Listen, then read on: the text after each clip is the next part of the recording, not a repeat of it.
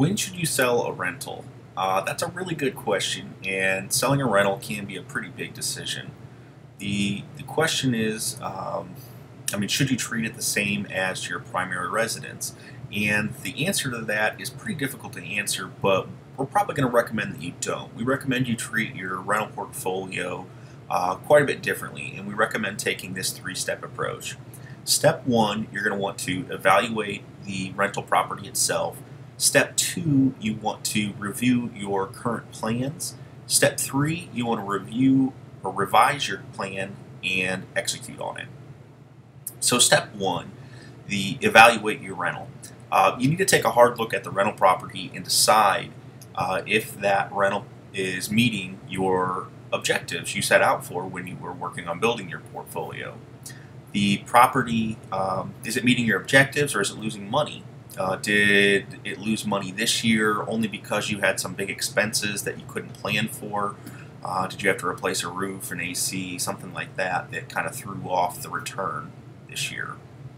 Or will you continue to lose money on this rental? Is this a rental that just seems to be constantly plagued with problems? Some other things to think about is, have you fully depreciated the property?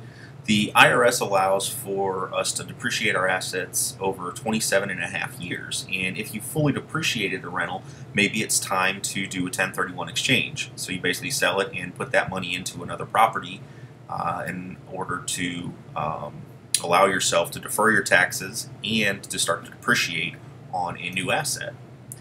Does the market still make sense? Is your rental in a linear cash flowing market, or is it in a cyclical market? And do you want to maybe try to time the market a little bit and sell that one rental property, cash out of it, and get into more linear markets where you're going to cash flow possibly a little bit better? What is the value of the rental property compared to what you owe? Do you have financing on the property? If so, what's the loan to value ratio? Is it good? Is it low? Could you leverage your money better by selling this one and buying another? Or does it make more sense to refi? And these are all questions you need to look at your rental and decide if it makes sense to sell or to buy, or to refi, or to possibly sell and then rebuy a couple other rentals. Step two is review your plans. So we really hope that you have a plan for your rental portfolio. We suggest that you make a plan and you review it at least every year, if not more often than that. I actually try to look at my plan every day.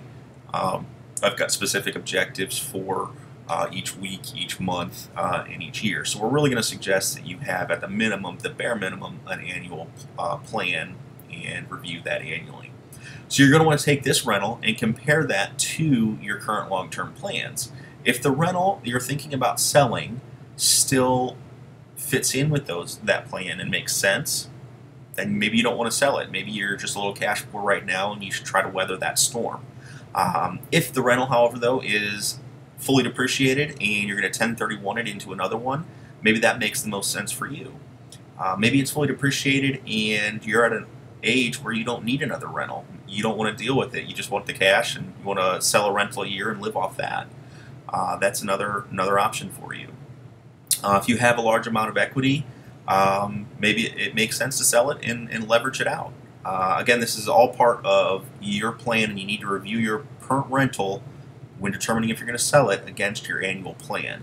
We suggest that you consult your lender and CPA before you make any decisions like this to see if you're going to be able to refi, what the rates are, all sorts of things like that, and the tax consequences, obviously. Step three, revise your plan and execute. So if you've got an annual plan, or you did one a while ago, you want to take a look at it and revise it and see if it still makes sense for you. If not, maybe you should revise your plan and possibly adjust your portfolio accordingly.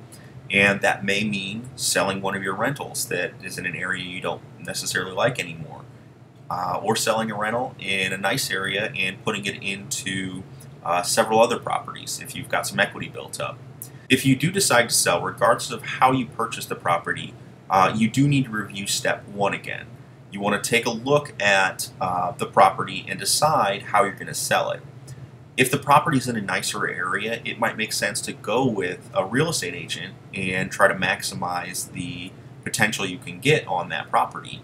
However, if it's in a more of an owner, more of a rental area as opposed to an owner-occupant area, it may make more sense for you to sell the property directly to another investor. In that case, working with someone like House Sold Easy can make the entire process simple. They're a professional real estate investment company. You don't pay any fees, and they will close pretty quickly on a property, even with tenants in place.